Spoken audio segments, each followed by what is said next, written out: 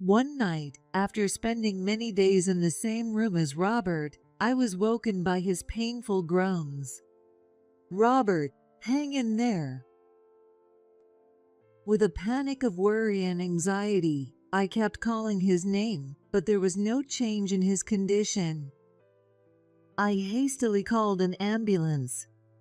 "I need to inform Susan as well." I hurried to Susan's room. "Susan, wake up. Robert's in a lot of pain." However, Susan was fast asleep. Since I couldn't delay its departure, I went with Robert, leaving Susan behind. It was a subarachnoid hemorrhage. And sadly, despite all efforts, Robert passed away without regaining consciousness. At least he didn't have to pass away alone, and that was my one small comfort after all the kindness he had shown me. Upon hearing the news of Robert's passing, Susan hurried over in a panic. She stood there, expressionless, almost like a statue. It was understandable. The sorrow of losing a partner after so many years together is unimaginable. At that moment, I couldn't think of the right words to say. After gathering my thoughts, I managed to say, "Robert fought hard until the end. He has such a peaceful expression." It was right after I said that. People's lives end so easily, don't they? Amazingly, instead of grieving, Susan burst into loud laughter. "My name is Catherine. I've been married to my husband, Bill, for over 20 years, and now we're both in our 50s, but we don't have any children. It's not that we didn't want kids, but despite our hopes, we were never able to have them, and I went through many years feeling down." Even if we don't have kids, let's enjoy our life together. Seeing me struggle, Bill would say this to encourage me and support me. I know he also must have wanted children, but he was always there, sharing my pain, being so kind. About 10 years ago, we started living with Bill's elderly parents, Robert and Susan. However, a few years back, Bill had to move overseas for work, and now he only comes home a few times a year. So in reality, it's mostly just me living with his parents. Susan doesn't seem to like me much and often treats me harshly. When Bill and I first got married, I didn't really notice it. Even if we visited her a few times a year, she'd act perfectly normal. I wanted to keep a good relationship, so I always made sure to give her birthday presents and did my best to act as the perfect daughter-in-law. But over the years, her attitude started to change. She'd snap at me over small things and started commenting on every little detail. One reason for Susan's behavior is probably that we don't have children. She's always wanted grandchildren, and for years after we got married, she'd ask for them whenever we'd meet. But when it became clear that we wouldn't have kids, her kindness and patience began to fade away bit by bit. It's been a long time since we decided to live child-free, but I still carry some guilt about not being able to give her a grandchild. Because of that, I can't really bring myself to argue with her, so I just accept whatever she says without pushing back. I'm sure today will be the same. Comments about the taste of the food, the cleanliness, or something else unfair that just comes to mind. After all these years, I still feel annoyed right after she says something, but I've learned to get used to it with time. Robert used to work as a carpenter. He's a very laid-back, yet responsible person, with sharp, straightforward eyes that look a lot like Bill's. Well respected among his coworkers, he was still going to job sites and working energetically every day, even into his 70s. However, 7 years ago, he had an unfortunate accident where he missed his footing and fell from a high place while on his jobs. Luckily, his life wasn't in danger, but he injured his back and was admitted to the hospital. Despite treatment and rehabilitation, he was left unable to move his lower body, meaning he now needs caregiving to live day to day. Soon after Robert was hospitalized, I quit my part-time job to become a full-time homemaker, focusing on preparing for his care and visiting him in the hospital. I was worried about him and didn't want him to feel lonely, so I made time to visit him almost every day. Susan seemed shaken by the suddenness of it all. While I handled things at home, she often looked busy or was out of the house during the day.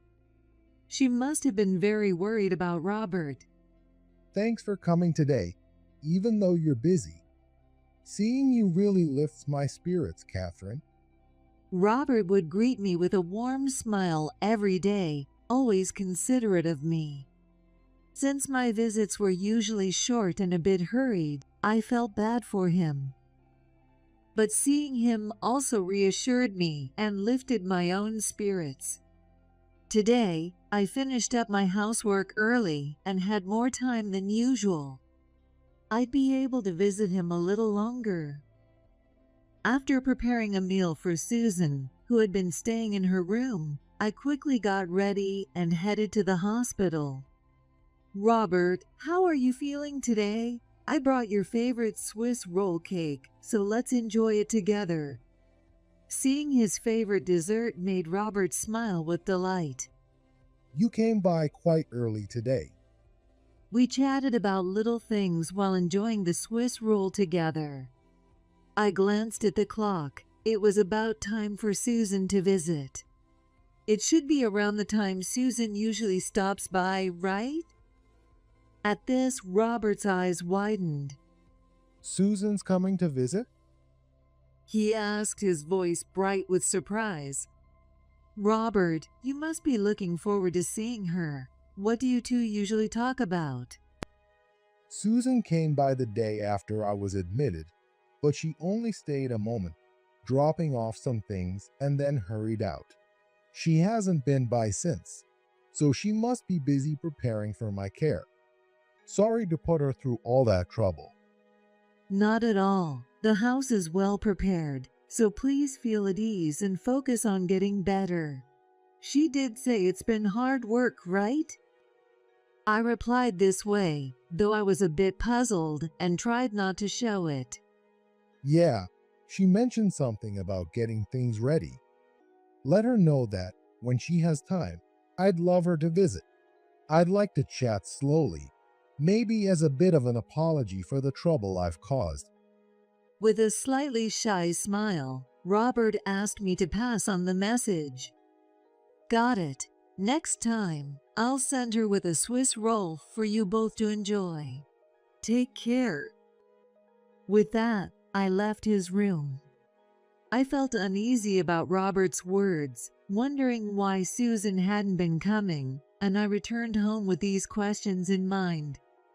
Susan doesn't really bother with preparing for his care. I've been handling all of it, and she hasn't visited him at all. For now, I'll pass on Robert's message and try to subtly find out where she's been going.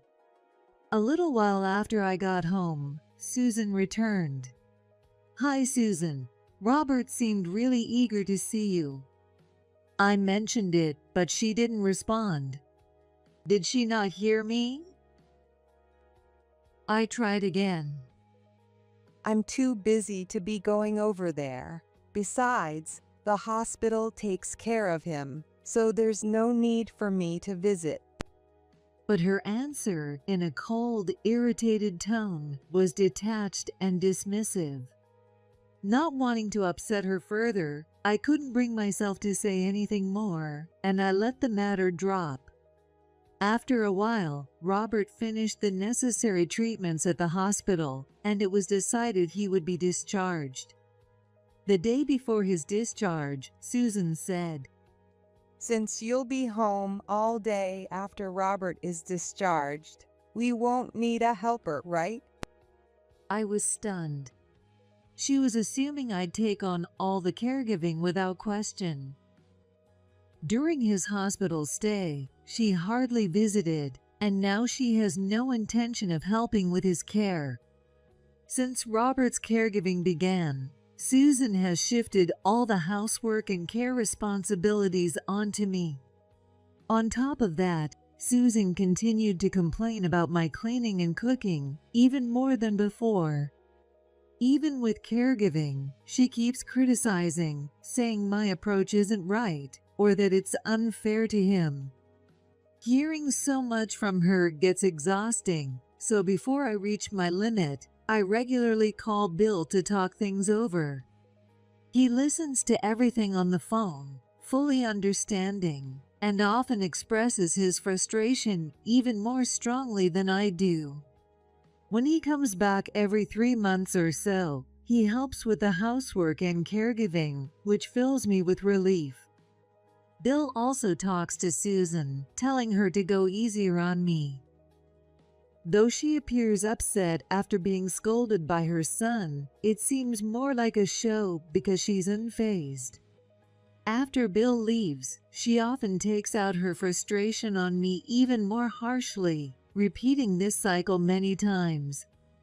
For 7 years now, despite Susan's constant criticisms, I've managed to keep up with cooking, cleaning, laundry, and all other housework, along with Robert's care, every single day. Even with that lifestyle, I rarely found caregiving to be burdensome. I think that's thanks to Robert's warm personality. Since the beginning of our marriage, Robert has treated me like a true daughter, giving me birthday gifts and always complimenting my cooking.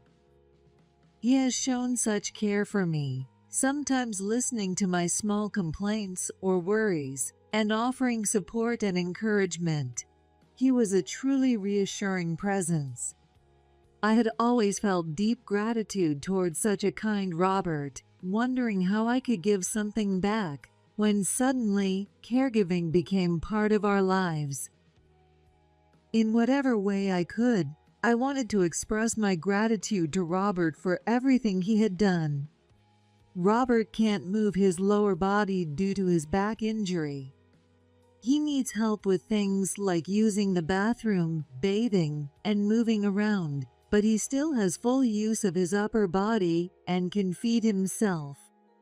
Other than his lower body, he has no lasting physical issues, and his mind and speech are just as sharp as they always were.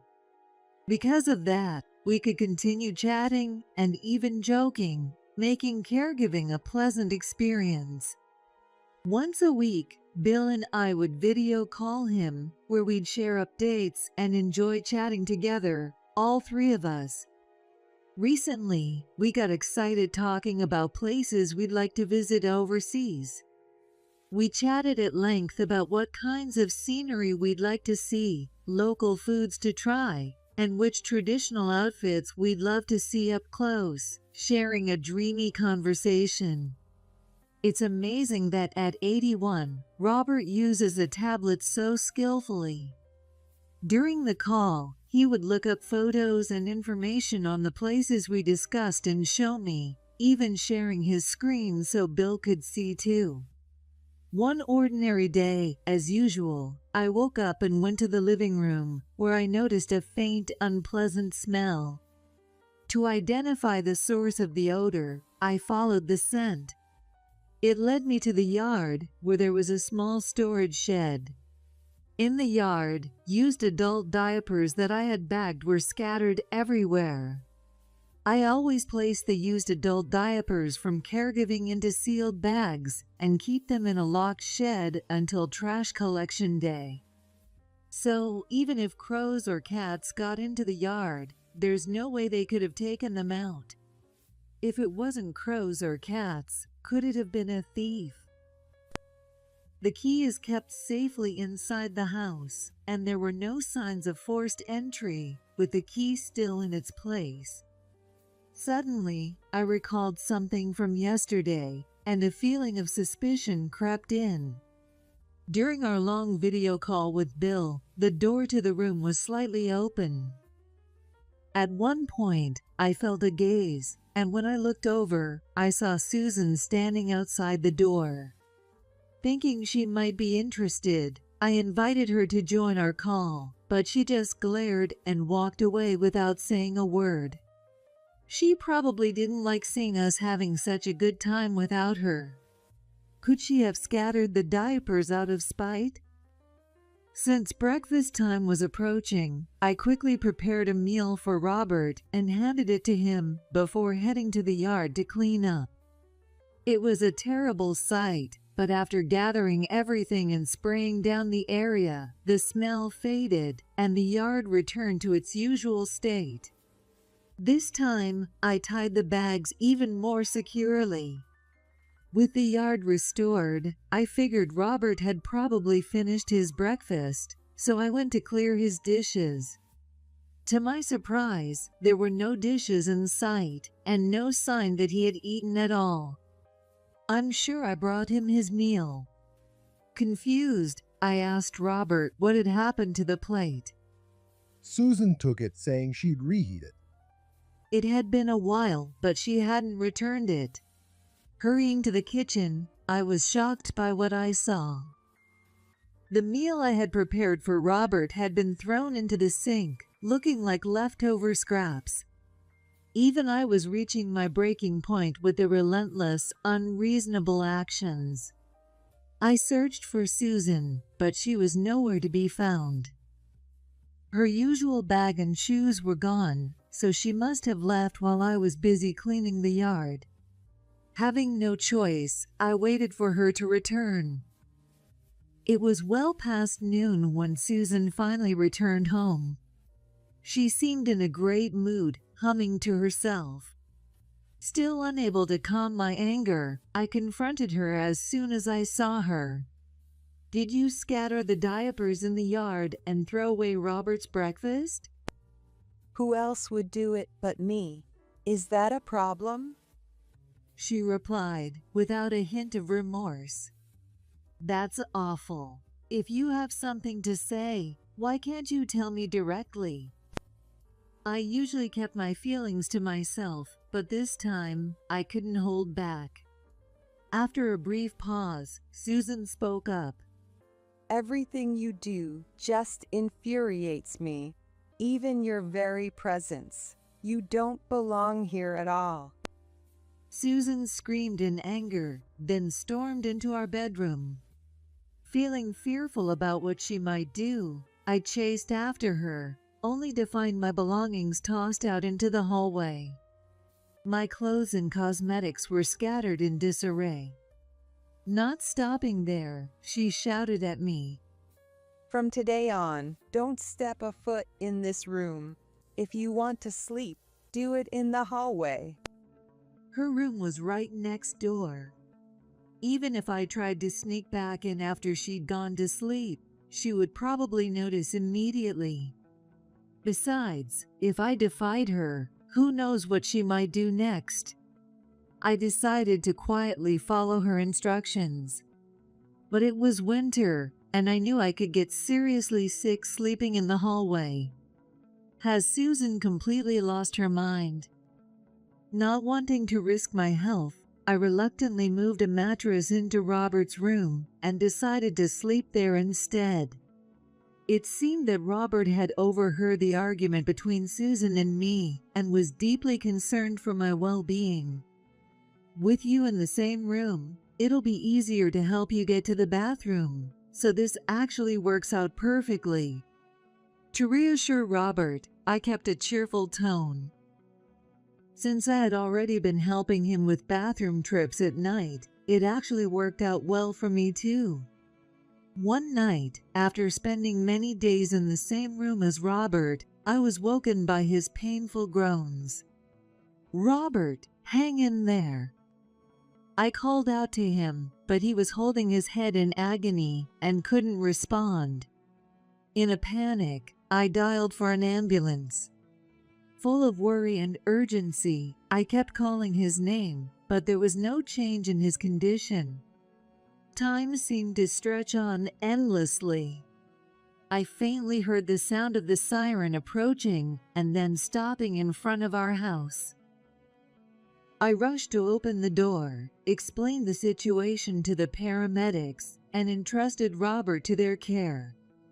I need to inform Susan as well. I hurried to Susan's room. "Susan, wake up. Robert's in a lot of pain." However, Susan was fast asleep. The ambulance was ready to go, but Susan still wouldn't wake up. Since I couldn't delay its departure, I went with Robert, leaving Susan behind. Robert was quickly taken to the hospital and underwent various tests. The sudden severe headache was diagnosed as a subarachnoid hemorrhage. By the next morning, though his condition had stabilized, he still hadn't regained consciousness. I explained the situation to Susan, who hadn't come to the hospital, but she showed no reaction. I spent each day feeling as if my heart would break from worry. All I could do was visit Robert in the hospital between household chores, hoping and praying for his recovery. But despite my hopes, a few days later, Robert passed away without ever regaining consciousness.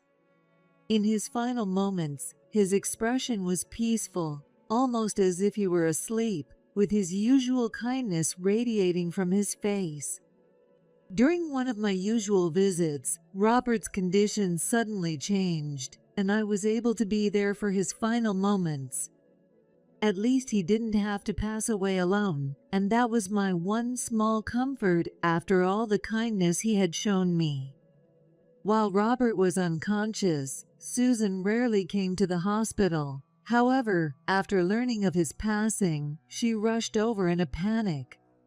She stood there, expressionless, almost like a statue. It was understandable.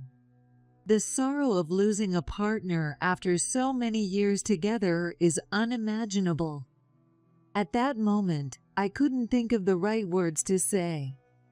After gathering my thoughts, I managed to say, "Robert fought hard until his end. He has such a peaceful expression." Right after I said that, I heard Susan start laughing. I couldn't believe my ears. In the quiet hospital room, with a somber atmosphere surrounding Robert as he lay peacefully, Susan's loud laughter echoed. People's lives end so easily, don't they? Despite losing her husband, her words were detached, as if she were talking about someone else's loss. It was hard to believe, but she almost looked happy, smiling brightly. I was shocked by Susan's reaction. Bill rushed back home upon hearing the news, and we shared in our grief. But there was barely time to mourn as his funeral preparations quickly got underway. Throughout the service, I was overwhelmed with sadness. Bill also seemed lost, as if he couldn't accept saying goodbye. During the funeral, I glanced over at Susan and saw her quietly crying. What was that laughter in the hospital? It's like she's a different person. She shed tears for her late husband. What seemed like a natural sight felt oddly unsettling to me. As the funeral neared its end and all the relatives had gathered, Susan, who had been crying until now, suddenly spoke up. Everyone, listen to me. Catherine, as a daughter-in-law, was having an affair with Robert. Her shocking accusation, delivered in a frenzied voice, turned every eye in the room toward me. For a moment, I couldn't process what was happening, and my mind went blank. When I realized what she was saying, I hurriedly denied it, shocked by her claim. No, I would never do such a thing.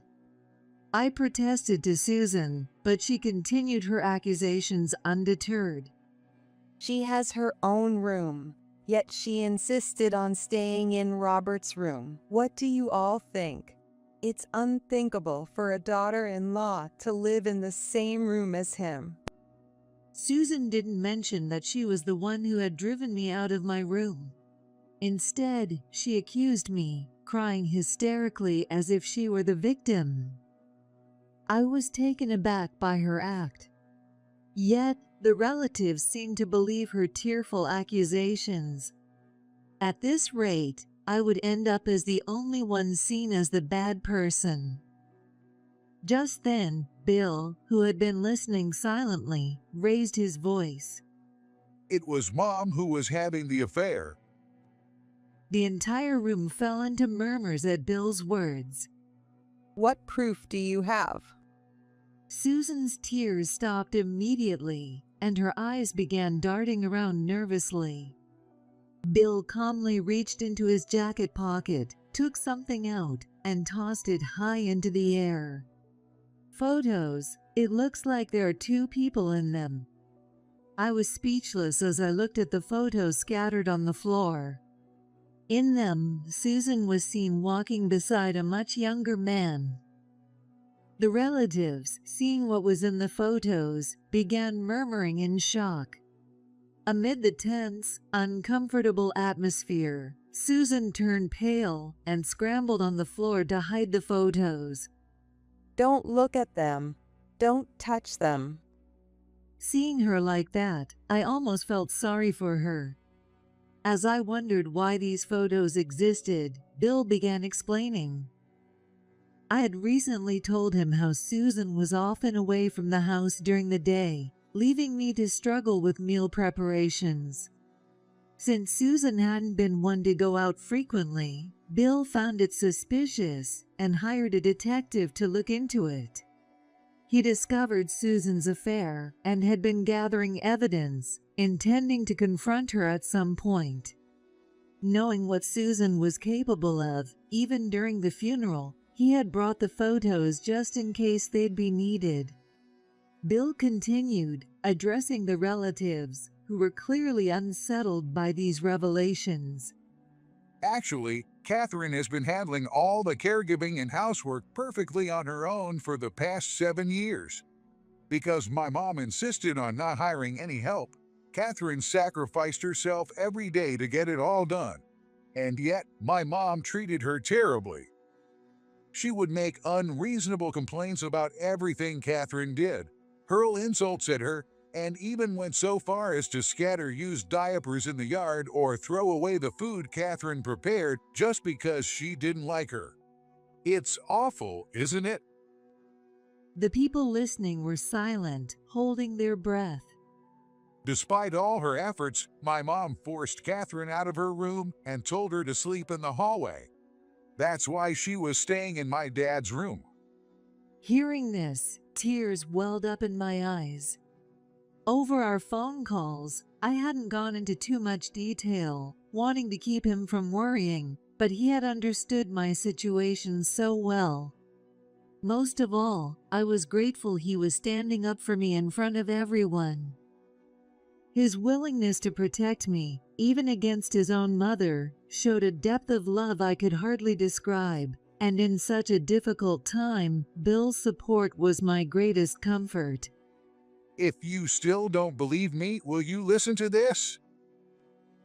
Bill then pulled out a voice recorder. He played it quietly.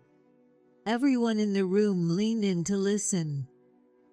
From the voice recorder, Susan's angry insults and harsh words directed at me played out. Hearing the abuse I had endured daily, I wanted to cover my ears. I remember this moment. As memories flooded back, my heart tightened painfully. Then, with a sudden click, the recording stopped. Do you really think someone as hardworking and family-oriented as Catherine would be having an affair with my dad? Even after hearing this, will you still believe my mom? He then played the next recording. What a burden you've become with that body of yours. I wish you would just. The vile words kept coming, each more shocking than the last. It turned out that Susan hadn't just targeted me. She had also been hurling cruel and unthinkable insults at Robert. How could she say such things to him after all the years they spent together and the life Robert worked so hard to provide? Thinking of Robert enduring such harsh words, I felt an overwhelming sense of sorrow for him. It seemed I wasn't the only one feeling this way. Bill, along with others in the room, had tears welling up in their eyes. The relatives, visibly angry and upset, began to criticize Susan for her actions and words. Some were so furious they just shook in silence, unable to speak. Thanks to Bill, I was able to clear up the false accusations of infidelity, and the relatives expressed their gratitude and respect for my caregiving. It's a lie. I never said those things. I haven't done anything wrong. Susan clung to anyone nearby, desperate for support, but was met only with looks of disdain as they pulled away from her. Her makeup and hair were disheveled, and she looked pitiful. Realizing she had no allies left, she began to wail silently, as if it were the end of the world. Once things had settled down after the funeral and all the commotion, I asked Bill, "You weren't even around. How did you gather so much evidence?" It was Dad. To my surprise, Robert had been worried about the situation between Susan and me and had reached out to Bill for help. Together, they had been gathering evidence to support me. It suddenly made sense why they had been in frequent contact. To ensure solid proof, Bill bought a voice recorder when he came home and secretly recorded things. I have no idea where he hid it. But this wasn't the only consequence Susan would face. It seemed that Robert was deeply upset about Susan's behavior toward me. So he discussed it with Bill and arranged for Susan to receive only the minimum legal portion of his inheritance. Robert felt for me, seeing how I continued to take care of the household and caregiving duties every day without neglect, despite everything I endured. Since he couldn't do much physically himself, he kept in contact with Bill and made these arrangements discreetly so Susan wouldn't find out. With Susan being away from the house most of the time, Bill said with a smile, they were able to handle everything smoothly. By the way, Dad left this for you. It was a letter from Robert. Catherine, thank you so much for all the care and attention you've given me. Those were the first words written in his beautiful handwriting. I began to read the letter aloud for Bill to hear. "I'm sorry about Susan. She's not a bad person. She just can't express herself. I wish I could set her straight, but I can't in my condition. Catherine, you've done everything right." My vision blurred, and I couldn't read the words clearly. He must have endured the frustration of his immobility and the harsh words from Susan. Yet, even in that situation, he thought about both Susan and me. I respected him even more for his kindness. At the end, he wrote what I felt was his true message. When I'm no longer here, I want you and Bill to do what makes you happy and live freely. Even in his letter, Robert's warmth and kindness shone through, and I couldn't hold back my tears. After I finished reading, memories flooded over me. The challenging early days of caregiving, the times I grew accustomed to it, the fun days chatting on video calls with Robert and Bill. The nostalgia made my eyes well up again. After some time, Bill said he couldn't forgive Susan for her actions and filed a claim for emotional damages on my behalf for the distress she had caused me. He then declared that he was cutting ties and firmly left the family home. In my heart, I felt some hesitation about leaving an elderly Susan behind. She had said and done so many hurtful things, yet we had lived together like family for such a long time. But Robert's letter gave me the encouragement I needed to put our happiness and freedom first, and with that, I found the resolve to move forward. As for how Susan is doing now, it seems that after leaving all the household chores to me for so many years, she's struggling with even basic tasks like cooking and laundry, and lives miserably alone in a house that has turned into a cluttered mess. She lacks the ability to manage on her own, and with her savings depleted, I can't help but feel a bit sorry for her. On the other hand, our lives have changed completely for the better. Bill took early retirement and, perhaps feeling guilty for all the hardship I endured, has taken on the household chores like a devoted homemaker. His cooking skills have improved so much that he's even quicker than I am these days. Thanks to the inheritance Robert left us, we moved into a new home, and both Bill and I are living comfortably. To my delight, we now have plans to go on a month-long trip abroad together next month. A lot has happened, but I am truly happy now. I'm looking forward to stretching my wings and enjoying our trip, reminiscing about those days we talked excitedly about traveling.